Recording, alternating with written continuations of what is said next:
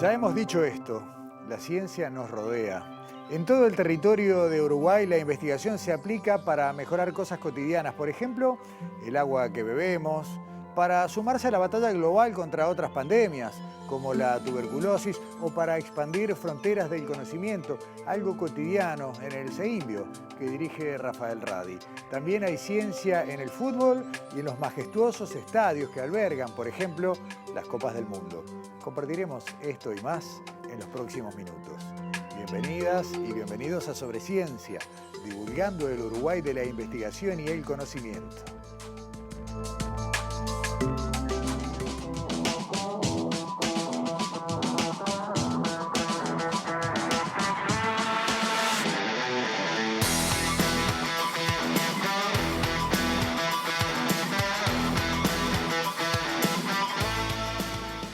Guerras desconocidas, tragedias ignoradas, pandemias invisibles, todos podemos citar algunos ejemplos para estas categorías. En el caso de las enfermedades que siguen preocupando a escala planetaria, se puede destacar a la tuberculosis. En los últimos 20 años mató a 30 millones de personas en todo el mundo.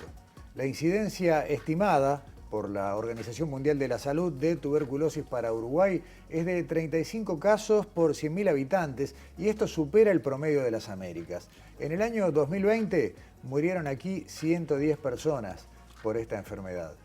Nuestra invitada de hoy no solo investiga sobre los agentes que causan esta enfermedad, sino que también participa activamente de campañas que buscan prevenir, detectar y además concientizar sobre la amenaza de la tuberculosis. Le damos la bienvenida a la doctora Andrea Villarino, docente grado 3 de Facultad de Ciencias. Andrea, muchas gracias por acompañarnos. Muchas gracias a ustedes por la invitación. Bueno, bienvenida. Andrea, lo hablábamos recién fuera de cámara, ¿no? Uno se asusta con los números de la pandemia de COVID. Sin embargo, acá hablamos claramente de una pandemia sostenida en el tiempo, para la cual tenemos una vacuna hace 100 años, y que sin embargo, bueno, sigue entre nosotros y matando millones de gente de personas por año. Sí, bueno, en primer lugar la vacuna, como vos decís, tiene 100 años y la bacteria ha evolucionado. El patógeno que produce la tuberculosis, que es Mycobacterium tuberculosis, ha cambiado y como que ya tiene aspectos que la vacuna no logra combatir, ¿no? Porque lo que hace la vacuna básicamente es como preparar nuestras defensas para si nos enfermamos. Y en realidad la vacuna hoy en día no es efectiva en la población adulta. En los niños genera protección solo hacia las formas graves de la tuberculosis, pero no evita que te contagies y que que empieces a contagiar a otras personas. Y bueno, y ese es un problema, pero sí existe tratamiento, ¿no? En los años 40 empezaron a desarrollarse distintos antibióticos y se utiliza básicamente 4 antibióticos como tratamiento. El problema es que el tratamiento es muy largo, dura entre 4 a 6 meses y cuando son para cepas que son resistentes a los antibióticos puede demorar hasta 1 año. Entonces, eso ha hecho que no se ha podido erradicar, ¿no? Y que siga siendo un problema mundial, ¿no? E incluso más alto que el HIV y bueno, ahora el COVID lo superó, pero si uno mira en cantidad de muertos totales, sigue siendo la pandemia que lleva más muertes en el mundo. Tú decías, ¿no? Hay un tratamiento, hay una vacuna con una efectividad que se ha disminuido, pero que todavía ayuda. Sin embargo, hay que seguir generando conocimiento porque el agente muta, porque también lo decías, no todos los antibióticos tienen el mismo resultado, y ahí aparece, bueno, la generación de conocimiento, por ejemplo, en la que están trabajando ustedes aquí. Sí, nosotros en la facultad lo que estamos haciendo es justamente, esta bacteria es muy hábil, ¿no? Entonces se inserta, o sea, además de entrar en nuestras células, lo que hace es inyectar distintos factores adentro de la célula y de esa manera de regular funciones celulares, de forma que nuestro sistema de defensa no la vea, ¿no? Y bueno, entonces lo que estamos estudiando es uno de esos factores que inyecta dentro de nuestra célula para entender bien, ¿no? Cómo funciona, a quién va a tocar, qué cambios hace, porque si vos sabés qué cambios hace, vos podés generar moléculas para bloquear ese cambio y que eso no ocurra, ¿no? Entonces son cosas muy básicas, pero bueno, un poco a través de los años que que llevamos investigando esto, cuando hacíamos actividades de divulgación veíamos que la gente nos decía, pero tuberculosis, pero si ya fue erradicada. Claro. Y decíamos, no, acá hay que hacer algo desde nuestro lugar para tratar de comunicar de que no, que sigue siendo un problema y que en Uruguay justamente pasó de ser un país de incidencia baja a un país de incidencia media. Bueno, y hay una situación a nivel mundial generado por la pandemia de COVID que hace que se diagnosticó mucho menos gente, hay muchos casos que están circulando en la población sin tratamiento, ¿no? y se calcula que en promedio una persona puede contagiar en un año entre 5 a 15 personas. Entonces, si bien no es tan contagioso como el COVID, es algo que hay que atender porque vamos a tener como ¿no? Dicen que la pandemia del COVID hizo como retroceder 10 años en lo que es los logros que estaba realizando el mundo para combatir esta pandemia, que no se ve. Claro. ¿No? ¿Cómo, dónde hay que apuntar en esta tarea que están haciendo ustedes con otros numerosos actores del sistema científico y de otros ámbitos? ¿Es a la prevención, es decir, bueno, herramientas para evitar contagios, o en realidad acá la clave es también la detección temprana? En realidad, en Uruguay es todo eso que decís. O sea, la detección temprana es fundamental, ¿no? Entonces, cualquier persona que tenga síntomas respiratorios prolongados por más de 2 semanas, con expectoración, ¿no? Decaimiento, pérdida de peso, tiene que consultar, y justamente si no hay presencialidad y no hay visitas médicas, uno no diagnostica. Entonces hay que como recuperar todos esos casos que no fueron diagnosticados, porque la incidencia aumenta como más de 2.000 cuando son convivientes. Entonces, si hay un caso que no es detectado, en la familia va a contagiar. Entonces, esa familia tiene que entrar inmediatamente en profilaxis, o sea, se les da antibióticos por cierto tiempo como mecanismo de evitar, ¿no?, que se siga expandiendo. Después, bueno, la buena alimentación, ¿no? La gente no más vulnerable es la que es donde hay mayor incidencia, en las cárceles también hay mayor incidencia. Entonces es importante también atender la parte social. ¿Cómo haces para que gente en situación de calle, por ejemplo, asegurar que haga un tratamiento que dura 6 meses?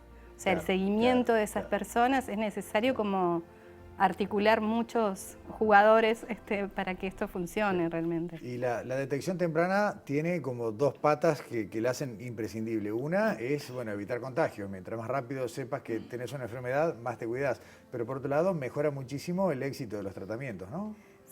Sí, obviamente, porque además, o sea, uno, cuanto antes mejor, porque la tuberculosis puede llegar a infectar cualquier órgano de nuestro cuerpo. Cuando es a nivel cerebral es mucho más, ¿no?, peligroso también. Entonces, cuanto antes y empezar los tratamientos, porque existen, ¿no?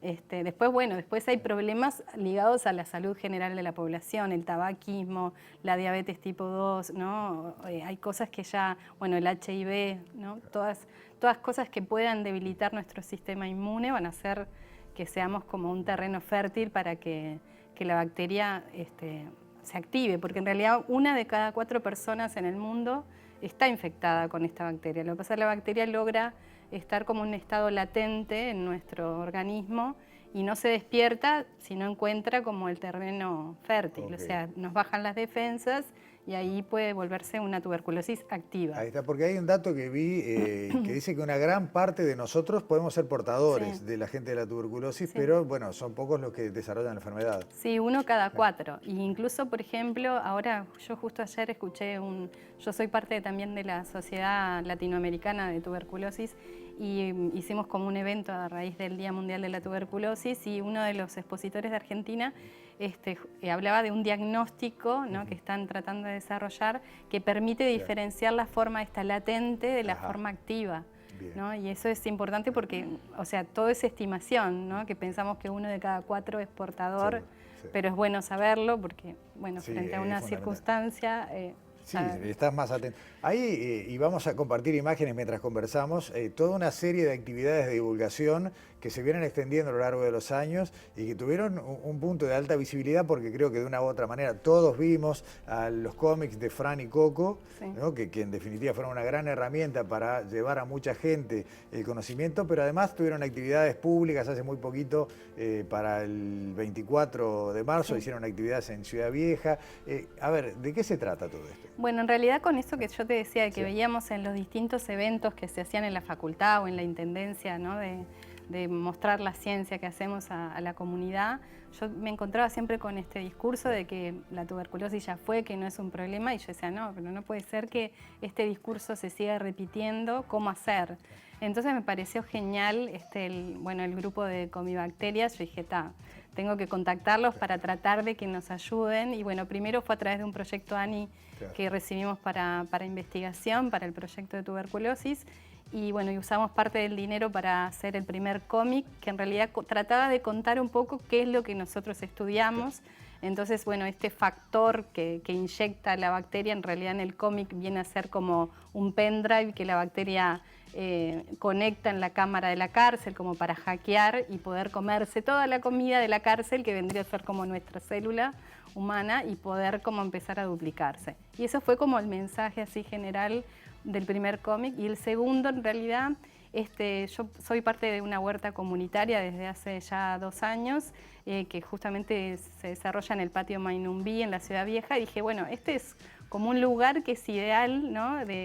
Bien horizontal, como para poder empezar a transmitir. Y bueno, empezamos haciendo primero una actividad de extracción de ADN para niños y escolares del barrio y de las escuelas y hogares del entorno. Dijimos, bueno, pero también podemos hacerlo de la tuberculosis. Entonces, bueno, y el colectivo de la huerta se resumó, se apropió también de la propuesta y colaboró ese día.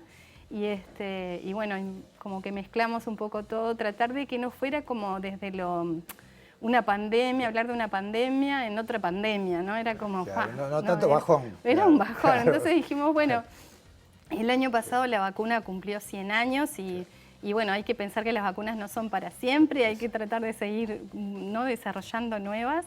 Y bueno, dijimos, podemos festejar el cumpleaños de esta vacuna que de última también viene protegiendo y hay que seguir dándosela.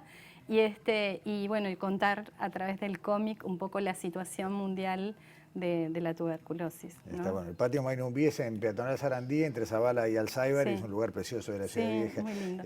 Andrea, me detengo en lo de la vacuna, lo que acabas de decir y Sí. lo que dijiste al principio. ¿De qué estamos más cerca? ¿De una reformulación de la vacuna para adaptarla, digamos, a las variedades que hoy circulan masivamente, o de encontrar definitivamente otro tipo de curas que bueno, superen la resistencia a antibióticos y demás? Bueno, en realidad, en fase 1, o sea, en fase pronta a ser aprobada, o sea, en fase 1 hay como 14 vacunas que se están desarrollando en el mundo y va a ser aprobada dentro de poco una, que es basada muy similar a la DSG, porque es una cepa que lo que hacen es modificarla genéticamente como para que tenga algunos de los factores de la cepa de tuberculosis y que sea más efectiva. Es posible que esa se dé como un refuerzo de la BCG, ¿no? Todavía eso como que no lo sabemos, pero es lo que se habla así en el ambiente científico. Y después sí, hay nuevos antibióticos, la búsqueda de antibióticos en el mundo sigue. Siempre lo difícil, yo estuve viendo un poco los números y, por ejemplo, decía que para lograr el éxito de erradicar la tuberculosis en el mundo se necesita el 50% más de financiación en todos los ámbitos, ¿no? Porque además, digo, esta pandemia que no se ve justamente, ¿no? Claro. Toca a los países más... menos potentes económicamente. Sí. y otra vez estamos hablando de un problema serio. Claro, entonces vos decís, bueno, ¿por qué no hay la misma voluntad si en los 2 años de COVID se desarrollaron, no sé, más de 100 vacunas, se aprobaron como 20, ¿no? En tuberculosis tenemos una única vacuna de hace 100 años, o sea, ¿por qué...? Seguir esperando. Sí. Bueno, habrá que seguir trabajando y haciendo un poco de esfuerzo y sobre todo visibilizando. Sí. Andrea Villarino, muchísimas gracias por acompañarnos, por esta participación sobre ciencia y bueno, la seguimos. Dale, muchas gracias. Gracias a ti. Andrea Villarino de Facultad de Ciencias. Hacemos una pausa. A la vuelta, Daniela Hirschfeld en estudios, Alexandra Perrone por Zoom, vuelve sobre ciencia.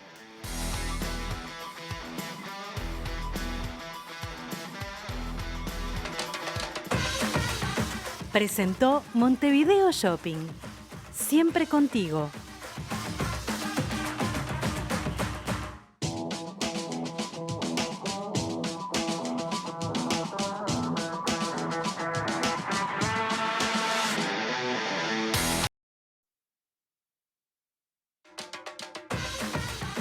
Presenta Montevideo Shopping. Siempre contigo.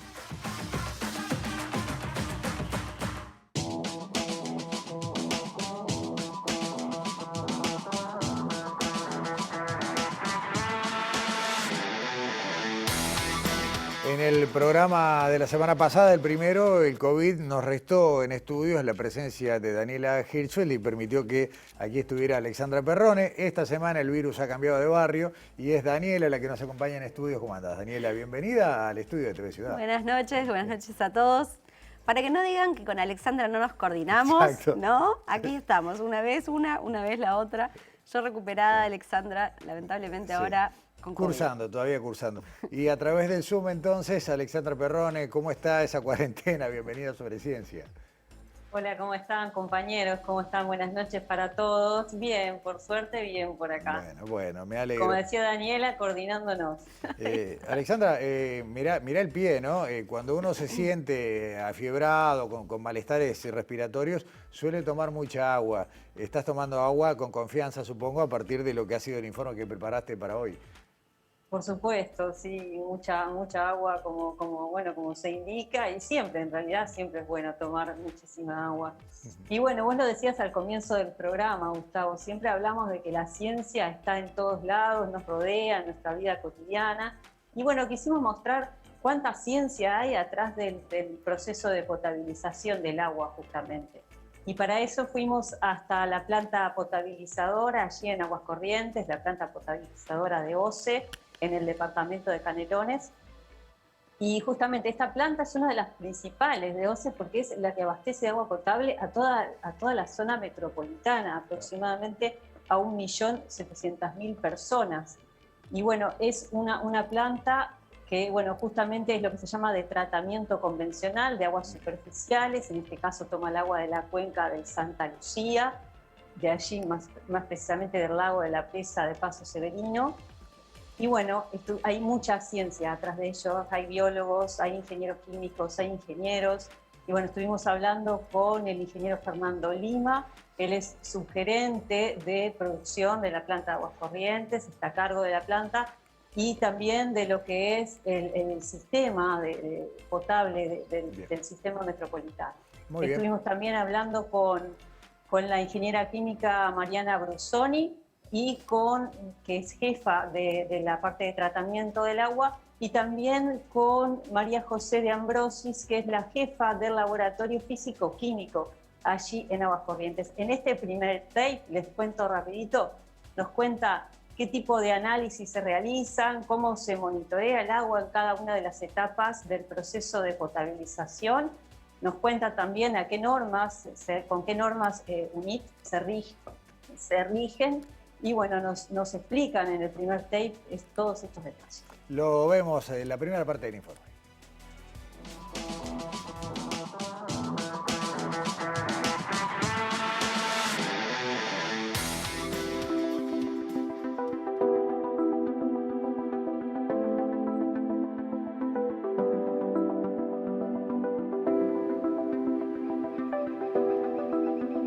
La planta de Aguas Corrientes suministra agua potable a Montevideo y gran parte del área metropolitana, desde la ciudad de Canelones, Las Piedras, Pando, Progreso, Santa Lucía eventualmente, y llegamos hasta el peaje, al primer peaje del Arroyo Solís. El agua que nosotros usamos es el agua de la cuenca del río Santa Lucía. Nuestra gran reserva de agua es el lago de la presa de Paso Severino. La planta de tratamiento de agua de Aguas Corrientes, utilizamos un tratamiento que es el tratamiento convencional para aguas superficiales.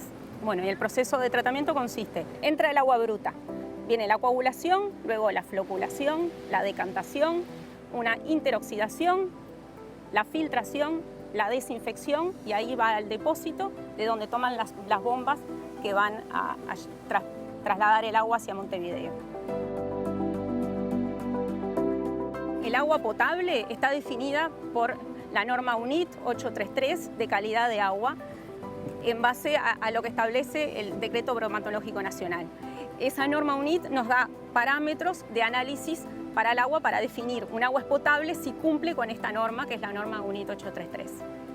Entonces, nosotros para lograr eso hacemos todo el proceso de potabilización y para controlar el proceso de potabilización controlamos cada una de las etapas del proceso. Hacemos análisis del agua que está llegando, del agua bruta, en la cuenca, de las distintas zonas de la cuenca del río Santa Lucía y después en cada etapa, o sea, hacemos análisis del agua bruta que está entrando, del agua coagulada, del agua decantada, del agua interoxidada, del agua filtrada, de los depósitos y del agua elevada.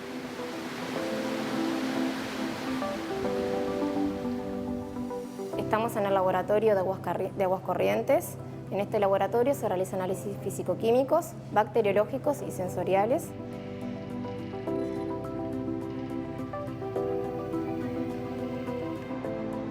Los parámetros físico-químicos de análisis son la parte sensorial, que es olor y sabor, luego se analiza color, se analiza turbidez, pH, se hace análisis de anhídrido carbónico, que es una transformación matemática, se hace cloro libre y cloro total de las diferentes etapas del proceso, también se hace amoníaco, nitritos, aluminio, oxidabilidad, oxígeno disuelto, se hacen otros tipos de análisis como son clorofila por extracción de la cuenca. Luego se realizan análisis de fluorescencia y todo un sistema de alertas tempranas que está instaurado en la cuenca, donde uno permite monitorizar el agua 2 veces por día o hasta cada 1 hora en la bruta de tratamiento, acá en la bruta Aguas Corrientes. Y uno genera toda esa información que es un indicador de la parte algal. Y también se hacen análisis bacteriológicos, ahí se realizan coliformes fecales, coliformes totales, pseudomonas aeruginosa y heterotróficos. A su vez, análisis físico-químicos, se realiza la alcalinidad y los cloruros. Hay análisis de estos que son compartidos con el laboratorio de tratamiento. Entonces uno puede verificar, también es una especie de interlaboratorio, y uno puede verificar las condiciones de análisis de ambos laboratorios.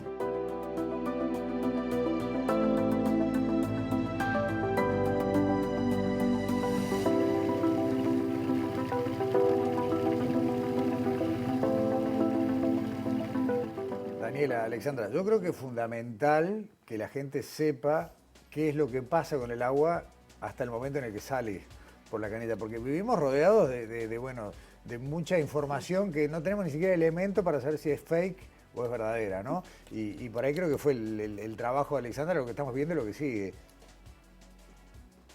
Sí, justamente una de las cosas que nos decían era que era muy importante resaltar que una cosa es el agua bruta que entra al sistema de potabilización y otra cosa es el agua elevada que llega a toda la red de distribución, ¿no?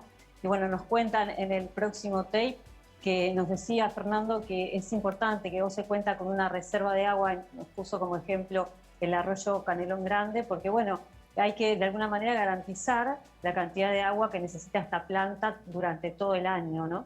Bueno, en el próximo tape nos cuentan más detalles de la planta y Mariana nos habla también de cada parte del proceso de potabilización. Excelente, compartimos la segunda parte del informe.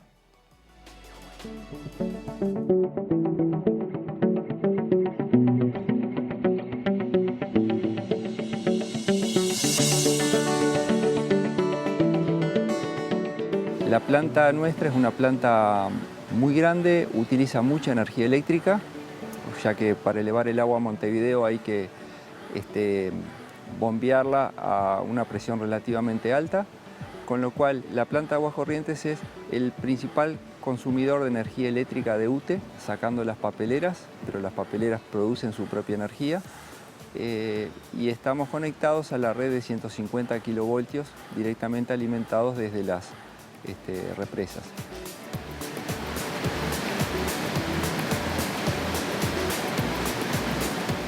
Primero viene el proceso que se llama de coagulación, entonces se agrega el coagulante, que en nuestro caso usamos sulfato de aluminio, La coagulación consiste en cambiar la polaridad de las partículas que están suspendidas en el agua para permitir su aglutinamiento. Después se agrega un polielectrolito, que es ayudante al proceso de floculación. En la floculación lo que ocurre es que las distintas partículas ya coaguladas se empiezan a agrupar, generando flocs de gran tamaño que son pasibles de decantación y así extraer todas las partículas que se encuentran suspendidas en el agua bruta. El proceso de decantación se da en la planta en dos tipos de instalaciones. Tenemos los decantadores llamados convencionales y después tenemos en paralelo dentro de la planta clarificadores que son de flujo laminar y de ahí el agua va por canales, se le hace la interoxidación, que en nuestro caso es con cloro o con hipoclorito de sodio. Esa interoxidación lo que hace es remover principalmente hierro y manganeso del agua para luego pasar a la etapa de filtración. En la filtración el agua simplemente pasa a través de los filtros y retienen los flocs que no se pudieron retener en la etapa anterior de decantación, se terminan de retener todos los flocs y también incluso se retienen partículas muy muy pequeñas e incluso bacterias. Y posterior a la filtración viene la etapa de desinfección final y en esa desinfección final nosotros la hacemos con cloro y ahí se eliminan todos la parte, los componentes bacteriológicos patógenos que pueden haber quedado en el agua.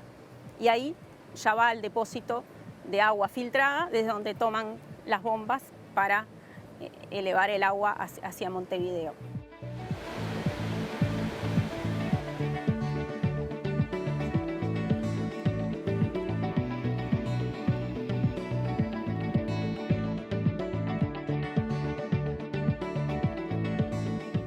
Recién Alexandra decía agua elevada, ¿no? Y bueno, escuchamos al cierre del informe, elevar el agua a Montevideo, claro, es el agua que se termina bombeando para la ciudad y por eso lo de agua elevada. Alexandra, ¿y cómo sigue esta historia?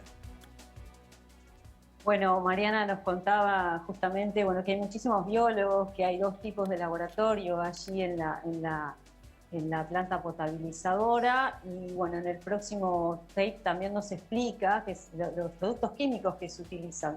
Decía que no es cualquier producto químico, cada uno está unido a una norma UNIT de calidad, no es tampoco cualquier concentración y bueno, nos explica la última etapa del proceso de potabilización en el último informe. Excelente, compartimos entonces el último tramo del informe.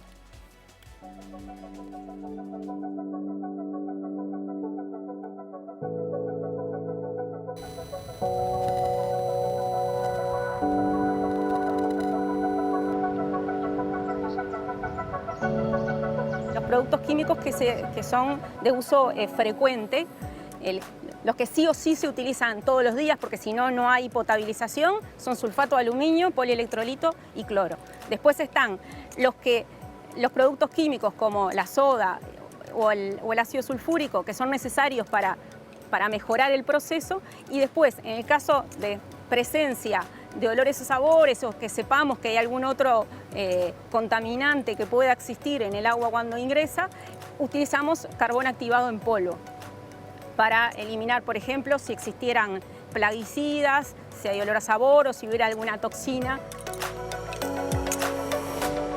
Monitorizar el agua de ingreso al proceso, ya se sabe qué dosis de producto químico se va a aplicar para obtener el agua elevada dentro de los parámetros normativos. Por eso se analiza el agua que ingresa al proceso, pero además se realiza análisis de cuenca. El laboratorio va 2 o 3 veces por semana a la cuenca, también concurre al laboratorio de hidrobiología de la planta para la parte hidrobiológica y uno puede de alguna forma predecir cómo va a ingresar el agua al proceso y anticiparse a las dosis de productos químicos. Es destacar que el agua potable tiene características organolépticas propias del agua. El agua, para garantizar la calidad microbiológica al último usuario, debe tener cloro. Si el cloro es el desinfectante que se utiliza para garantizar la calidad microbiológica del agua potable. Por lo tanto, debe tener un sabor característico picante, que es del cloro, y un olor, por supuesto, a cloro. La dosificación de cloro en el agua potable es a los efectos de garantizar a su vez que haya cloro al último usuario de la red de distribución, pero no debe superar los valores máximos permitidos de norma. Es un compromiso entre estas dos variables.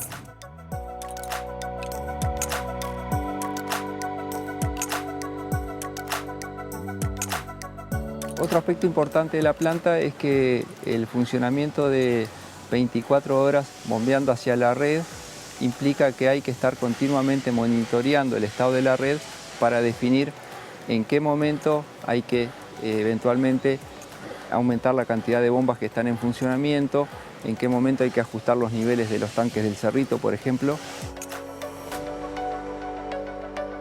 Nosotros tenemos que bombear contra los tanques del Cerrito, entonces un aspecto que tenemos que controlar permanentemente es el nivel de los tanques.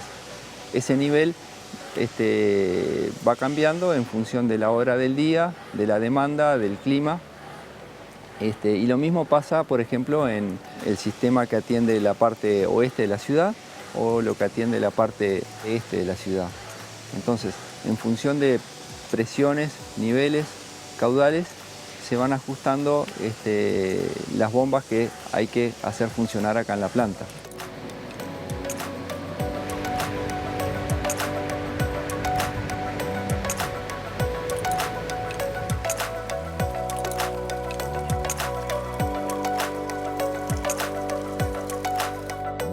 La logística del agua, Alexandra, la ciencia, el conocimiento en la purificación, la potabilización, el transporte del agua, en fin. Y esto continúa, ¿no? La semana que viene hay otro informe sobre otra pata de este proceso que garantiza la calidad del agua que tomamos.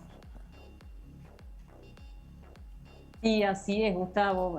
La próxima semana vamos a seguir hablando del tema ciencia y el agua, la que tenemos todos los días en nuestros hogares. Y bueno, esperemos que estemos todos juntos el próximo miércoles. Ojalá que sí. Toma mucha agua, Alexandra, que te mejores. Muchas gracias. Nos vemos. Buenas noches. Buenas noches. Daniela, vos estuviste, Alexandra, me quedé pensando geográficamente, va a arrancar por Facultad de Química la semana que viene, vos estuviste en la vereda del frente, conociendo la tarea de una de las personas más conocidas de Uruguay, como es Rafael Radi, pero como decimos nosotros en la interna, ¿cuánta gente sabe de qué trabaja Radi? El lado menos conocido de Radi podría ser el título de este informe. Bueno, Rafael Radi los conocemos todos, por supuesto, por su gran papel en el GACH, como líder, uno de los líderes del GACH, pero Rafael trabaja hace muchos años como director del Departamento de Bioquímica de la Facultad de Medicina, ¿no? Ya empezamos a ver química y medicina juntos. Pero además es el director de lo que en la comunidad científica se llama CEIMBio, que es el Centro de Investigaciones Biomédicas. Este centro funciona en la Facultad de Medicina y tiene un perfil bien particular, porque es un centro interdisciplinario. Surgió allá por el 2004 como una idea de Radi, justamente de que las diferentes disciplinas interactúen con lo médico. Y primero creció buscando un espacio físico, de hecho se remodeló todo un ala de la vieja Facultad de Medicina, que si uno entra ahí es como entrar a otro lugar, no parece... Es abrir un portal, ¿no? Exacto, Sí. a una modernidad que no tiene el edificio. Pero por supuesto, bueno, y en el 2010 se inauguró este centro que hoy, como él lo va a explicar en el informe, incluye a un montón de personas, alrededor de 90 investigadores, de los cuales 45 trabajan físicamente en la Facultad de Medicina, pero representan a una gran cantidad de instituciones. Facultad de Ciencias, Facultad de Medicina, por supuesto, Facultad de Química, el Instituto Clemente Estable, el Instituto Pasteur, centros del exterior, un montón, odontología, un montón de disciplinas que se juntan para hablar de problemas médicos desde un punto de vista interdisciplinario. Está bueno, y todo esto liderado por la figura de Radi. Exactamente. Excelente. ¿Vemos la primera parte del informe? Vamos, él nos va a contar de qué se trata esto y cuál es su trabajo. Excelente, lo vemos.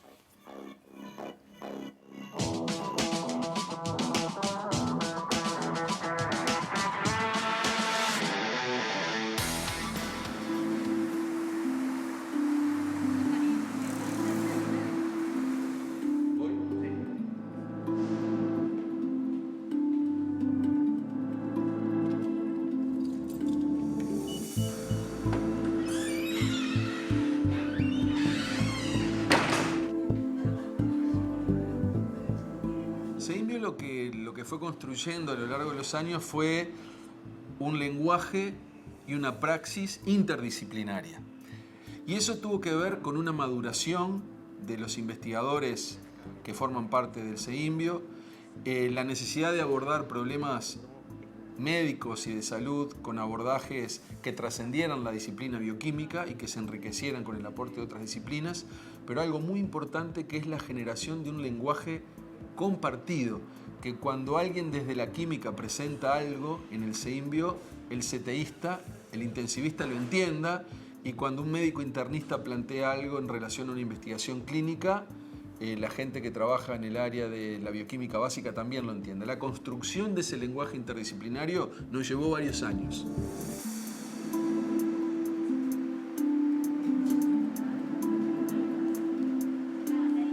Cada disciplina manteniendo su personalidad y su singularidad, pero tendiendo puentes para la resolución de problemas que son multidimensionales. Cuando uno habla de patología cardiovascular, patología neurodegenerativa, patología infecciosa, el fenómeno de envejecimiento, cada disciplina puede aportar algo, pero la interacción entre múltiples disciplinas generalmente logran aportes superadores en este siglo XXI, donde hay tantos métodos y tantas técnicas que tienen que dialogar entre sí.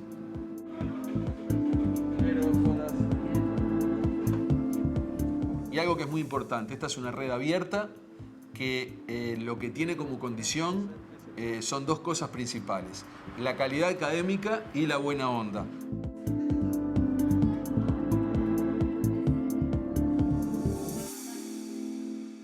Imposible no empezar por esa última frase, Daniela, ¿no? Destacando tanto lo académico como el bienestar del colectivo. Sí, podremos empezar con las características peculiares de este centro. Buena onda, como decía Rafael, pero también, bueno, interdisciplinariedad, formación de recursos humanos, ¿no? Es un lugar donde se forman muchos recursos humanos de posgrado, sobre todo de diferentes disciplinas, desde la medicina hasta la química, hasta la biotecnología. Eso es lo que aporta el CEIMBio desde ese lugar tan peculiar. Además, por supuesto, la generación de conocimiento, ¿no? Y en este caso, en esta segunda parte del informe, Rafael nos va a contar justamente cuáles son las líneas de investigación que se trabajan en el CEIMBio. Genial, lo vemos a continuación.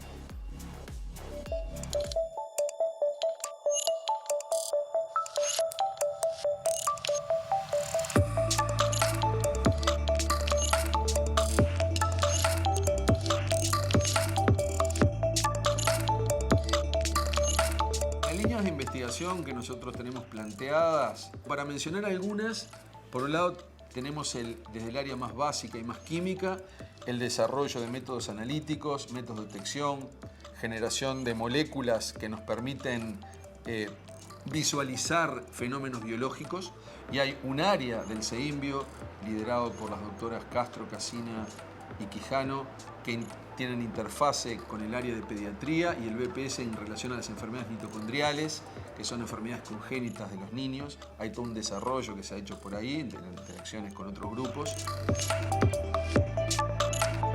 Tenemos proyectos que tienen que ver con respuesta de nuestro organismo a patología infecciosa. Hemos desarrollado un área importante que no es una línea de investigación, pero es un área muy importante desarrollada, es el área de bioquímica estructural y computacional. Hay un área de senescencia que también tiene vinculaciones con cáncer. En particular tenemos una interacción muy fuerte con la clínica médica del Hospital Maciel, dirigida por el profesor Álvaro Huarte, donde tenemos varios proyectos en el área de obesidad, metabolismo, envejecimiento que desarrollamos con ellos. Y en el área de la neonatología, los modelos preclínicos de hipoxia neonatal. Tienen el proyecto de investigación que estudian animales, en este caso es un modelo animal de hipoxia cerebral aguda en el nacimiento, en un modelo porcino, que tiene una fisiología y una fisiopatología que se asemeja bastante a la hipoxia neonatal en humanos. Y eso lo que está permitiendo es identificar cuál es el nivel de daño cerebral y estrategias que tienen que ver con la preservación de la función mitocondrial, que es de lo que hablé antes, para lograr que la salida de la hipoxia genere menos daño neuronal, y eso la idea es luego trasladarlo a lo que es el tratamiento en humanos. Y también tareas de asesoramiento y de articulación con actores del sector privado, el área de los aceites, el área de la vid, también el área de la colmena, de los lácteos, en el eje alimentos y salud humana, que es otra de las áreas que el CEIMBio está alentando a desarrollar y va a formar parte de uno de los focos de nuestro desarrollo, el Programa de Alimentos y Salud Humana, cuyo acrónimo es PAIS. Ese Programa de Alimentos y Salud Humana va a ser uno de los focos de desarrollo del CEIMBio.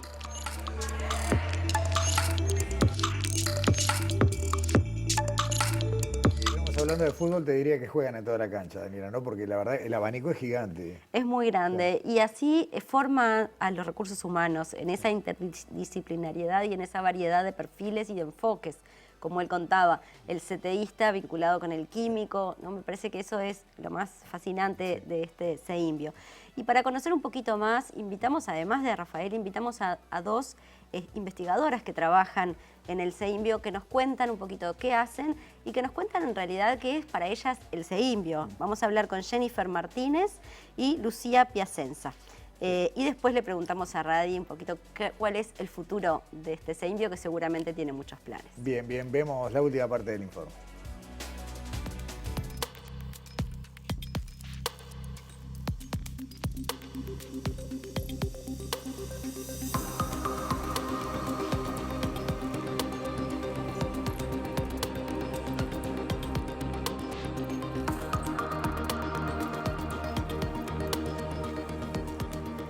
Los integrantes de CEIMBio colaboramos en diferentes líneas de investigación que se llevan adelante en el centro, y eso hace que día a día trabajemos en un ambiente muy colaborativo donde todos sumamos para que todas las líneas de investigación salgan adelante. Ingresé en el CEIMBio en el año 2013 como estudiante de posgrado del PESIVA del área de biología. Durante mi proyecto de doctorado buscamos estudiar los cambios metabólicos que sufren las células de melanoma al entrar en senescencia celular causado por la quimioterapia. La quimioterapia tiene objetivo de eliminar las células tumorales, pero se ha visto que las células pueden entrar en senescencia celular. Las células senescentes son células que no se dividen, pero son metabólicamente activas y secretan factores que pueden afectar el ambiente tumoral, como por ejemplo promover la progresión tumoral. En el laboratorio lo que buscamos es tratar de comprender cómo estas células se adaptan metabólicamente, y en particular estudiamos las mitocondrias, que son los organelos responsables de la producción de la mayor cantidad de energía a nivel celular. Nosotros en el laboratorio, en nuestra línea de investigación, estudia patógenos como Mycobacterium Trypanosoma cruzi, bacteria y parásito, y cómo se defienden estos patógenos de los macrófagos, ¿no? Los macrófagos son células del sistema inmune que, además de varias funciones, tienen la capacidad de reconocer estos patógenos, controlarlos, en lo posible matarlos, eliminarlos para que la infección no se produzca. El CEIMBio es básicamente todo, ¿no? Es donde hacemos las diversas líneas de investigación que tenemos, donde nos divertimos, donde generamos amigos y sobre todo donde formamos muchos recursos humanos que son los que nos van a sustituir a nosotros el día de mañana. La proyección del centro creo que tenemos que seguir insistiendo mucho. Creo que es seguir agregando, expandiendo lo que se ha creado, seguir trabajando fuertemente en el área de investigación clínica y medicina translacional, que en el Uruguay es un desafío muy grande.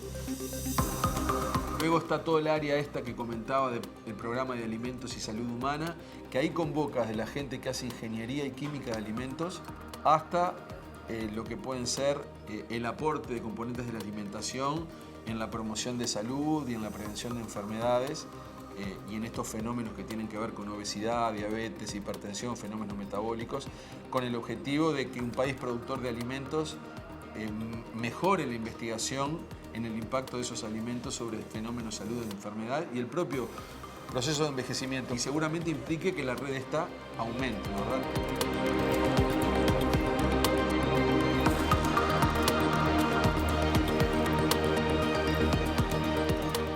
Hace ya muchos años, Daniela, que Radi es miembro de la Academia Nacional de Ciencias de los Estados Unidos, fue el primer uruguayo que accedió a ese honor. Sin embargo, como decíamos en el arranque, muy poco conocido por la gente, su trabajo por fuera del GACH, y bueno, linda tarea mostrar esto. Sí, además Rafael es el presidente de la Academia de Ciencias de Uruguay, ¿no? Exacto. Entonces, bueno, hay un montón de perfiles que tiene él y que tiene el CEIMBio y que se ven en este trabajo interdisciplinario, traslacional, como dice él, que es este pasaje de la ciencia básica a la ciencia aplicada, ¿no? Y este programa nuevo de alimentos y salud, que es lo que va a recorrer también en breve Rafael desde el CEIMBio.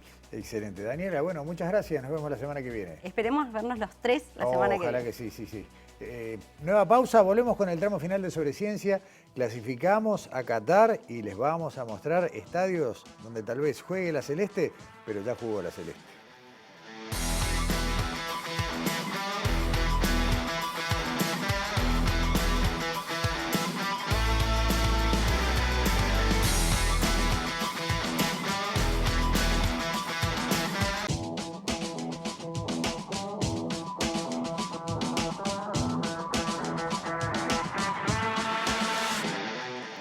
La Celeste va al Mundial de Qatar. Terminó la fase de la eliminatoria para el Mundial. Uruguay, ustedes lo saben, ya desde hace unos cuantos días está clasificado, pero la Celeste no solo va a visitar y a correr detrás de la pelota en estadios sumamente modernos allí en este país de Oriente, sino que de alguna manera la Celeste ya estuvo ahí. Estuvo levantando estadios, estuvo trabajando en la construcción. ¿Y por qué decimos todo esto? Bueno, porque nos da mucho gusto empezar este contacto de Zoom con el ingeniero Fernando Zima, que es director de proyectos de Schleich Bergermann Partner, una empresa alemana que estuvo involucrada en la construcción de 3 de los principales estadios y uno de ellos que es único en la historia de los mundiales. Fernando, muchas gracias por estos minutos. Bienvenido a Sobre Ciencia.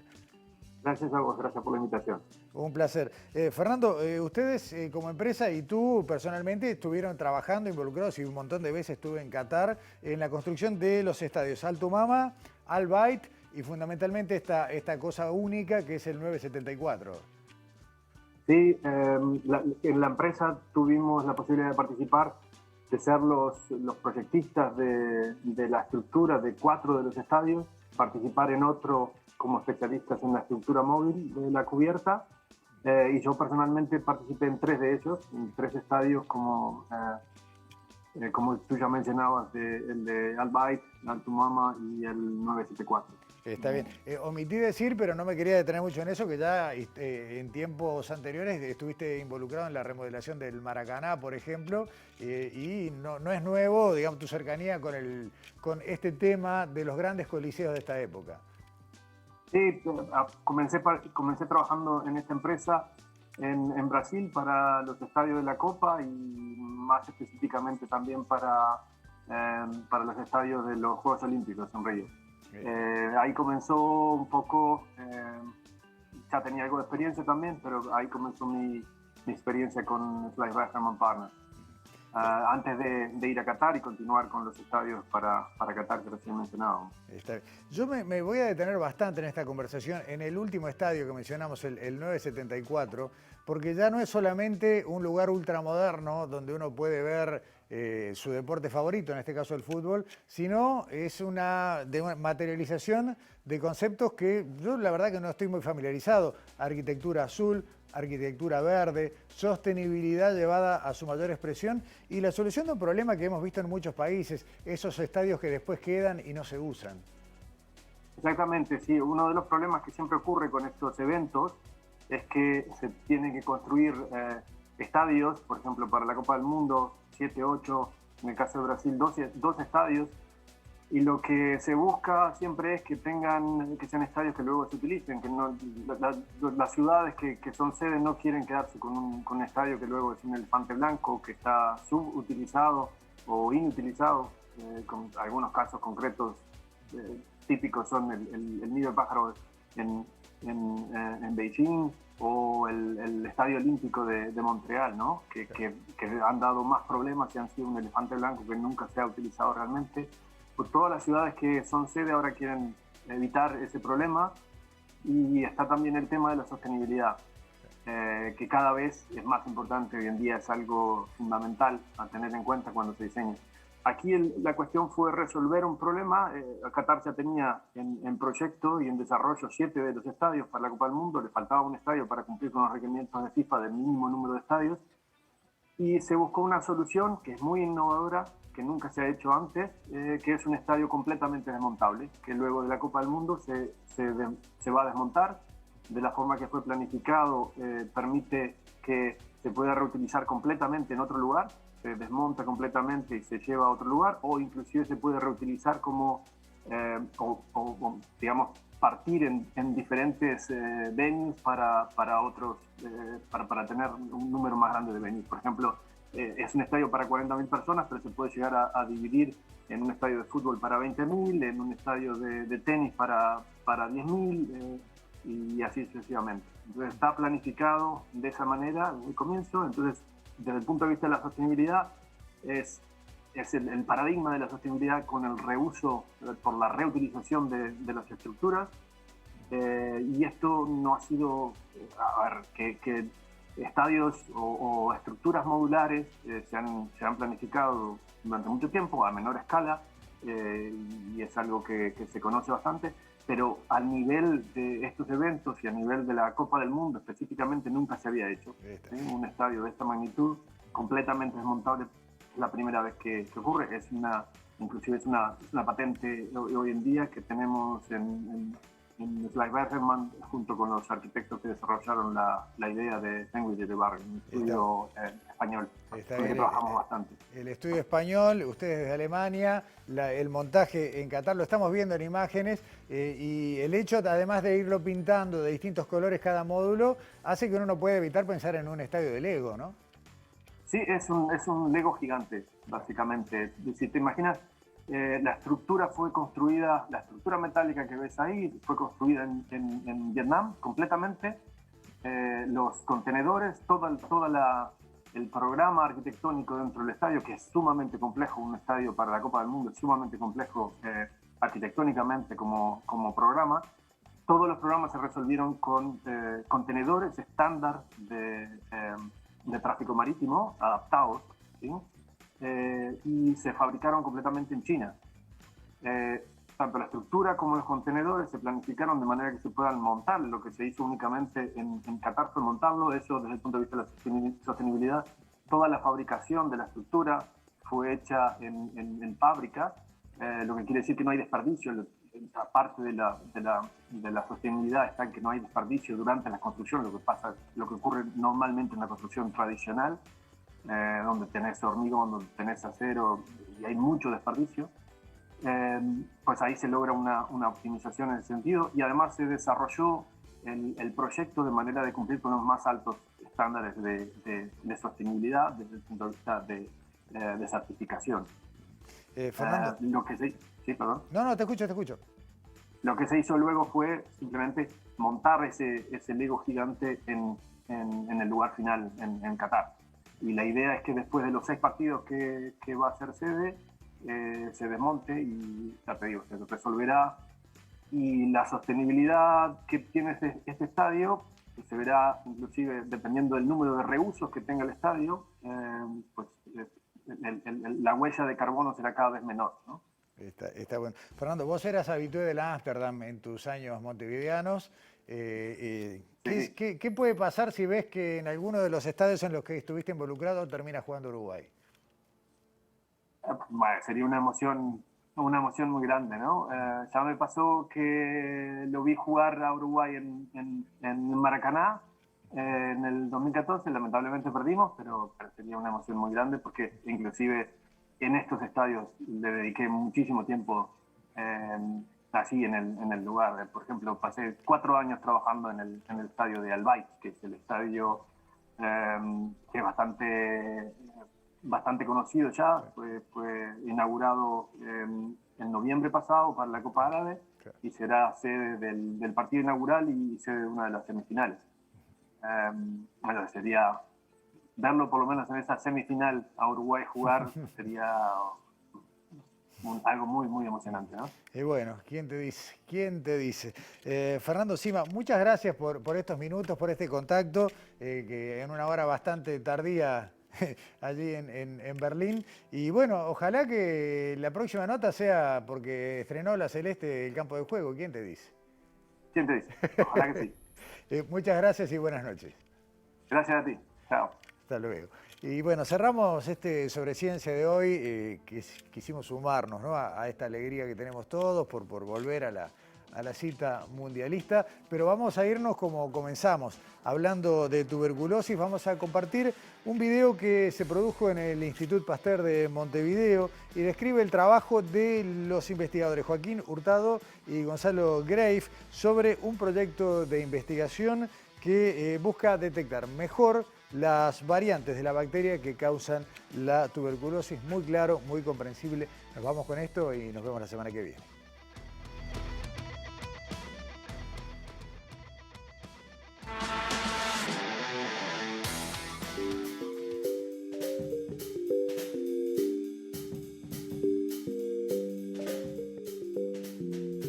¿Por qué una enfermedad que es curable desde hace más de un siglo hoy sigue causando millones de muertes en el mundo?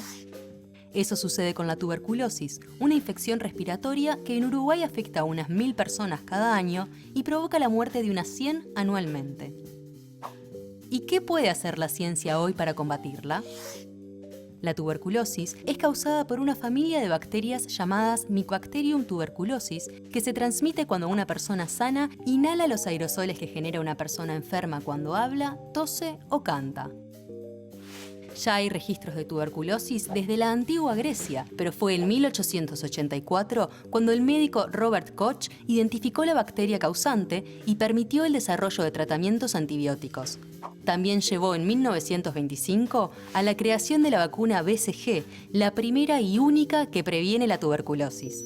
En los enfermos, la tuberculosis provoca mucha tos, dolor de pecho, además de cansancio, fiebre y pérdida de peso. Una vez detectada, se puede curar si se diagnostica a tiempo, pero el tratamiento dura varios meses. Quienes se contagian pueden infectarse con distintas variantes de la bacteria, pero hay algunas que pueden provocar una enfermedad más grave. Además, si bien puede tratarse con antibióticos, con el tiempo y a veces el mal uso de ellos, aparecen variantes que se vuelven resistentes y los fármacos ya no pueden curarla.